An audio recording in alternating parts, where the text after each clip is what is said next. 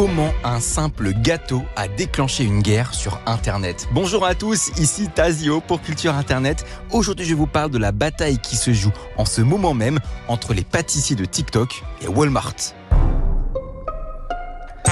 Les tendances TikTok ne sont pas que des modes passagères, parfois elles deviennent des business à part entière. C'est exactement ce qui s'est passé avec les Vintage Earth Cakes, ces gâteaux en forme de cœur ultra décorés, inspirés des pâtisseries des années 50 et 60. Pendant longtemps, ils étaient l'apanage des petites boulangeries et des artisans pâtissiers indépendants. Ce sont eux qui ont contribué à leur explosion sur les réseaux en les façonnant comme un symbole de raffinement, de personnalisation et surtout d'exclusivité. Sur TikTok, ces gâteaux sont peu à peu représentés une certaine idée du luxe, sucré, un gâteau que l'on commande chez un artisan, fait sur mesure pour marquer une occasion spéciale, un gâteau qui coûte cher, justement parce qu'il est unique. Mais ce qui est rare et cher sur Internet finit parfois par devenir accessible à tous. Dès janvier 2025, Walmart a flairé le filon et a décidé de lancer sa propre version du Vintage Earth Cake. Un design similaire, un glaçage pastel, mais surtout un prix défiant toute concurrence. 25 $ seulement. Pour beaucoup d'internautes, c'est une aubaine. Des vidéos TikTok montrant des clients ravis d'avoir enfin accès à ces gâteaux à prix cassé ont explosé. Dans les commentaires, on peut lire des comparaisons avec les prix des pâtissiers indépendants, 80, 100 voire 120 $ pour le même produit. Forcément, la comparaison fait mal. Et rapidement, une vague de critiques s'abat sur les pâtissiers qui pratiquent ces prix élevés, accusés d'arnaquer leurs clients. C'est là que le drama éclate vraiment. Plusieurs pâtissiers prennent la parole pour se défendre.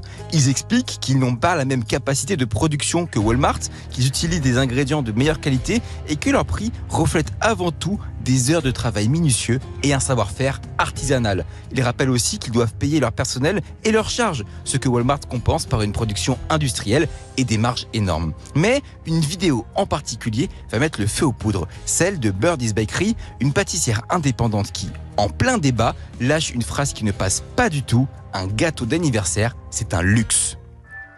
Sur Internet, cette déclaration est perçue comme une forme de mépris social. Le backlash est immédiat. Beaucoup d'internautes s'indignent. Depuis quand un gâteau est-il un produit de luxe? Pour eux, cette déclaration sonne comme du classisme, une manière de culpabiliser ceux qui n'ont pas les moyens de se payer un gâteau à 100 $. D'autres moquent son raisonnement, expliquant qu'un gâteau de grande surface n'a pas vocation à être une pièce d'art, mais simplement une option abordable pour célébrer un moment important. Et c'est là que le débat se complexifie. Est-ce que l'accessibilité à un produit tue forcément la valeur du travail artisanal ? Mais ce qui est particulièrement intéressant avec ce clash dans le fond, c'est qu'il questionne l'évolution du métier de pâtissier à l'ère d'Internet. Parce qu'être pâtissier en 2025, ce n'est plus seulement savoir faire de bons gâteaux, c'est comprendre les tendances, anticiper les virages et s'adapter à un marché qui évolue à une vitesse folle. Avant les Vintage Earth Cakes, il y a eu les Letter Cakes, ces gâteaux en forme d'initiale. Avant ça, les Cupcakes ultra décorés. À chaque fois, les petits artisans pâtissiers ont surfé sur la tendance, construisant parfois toute leur activité autour d'un seul type de produit. Mais dès que ces tendances atteignent un seuil critique, elles deviennent des marchés à part entière et donc une cible pour les très grandes entreprises. Le problème, c'est que TikTok fonctionne comme une industrie du buzz. Un artisan qui perce sur une tendance peut en vivre pendant quelques mois, voire quelques années, mais il doit toujours anticiper le moment où la tendance sera récupérée par plus gros que lui.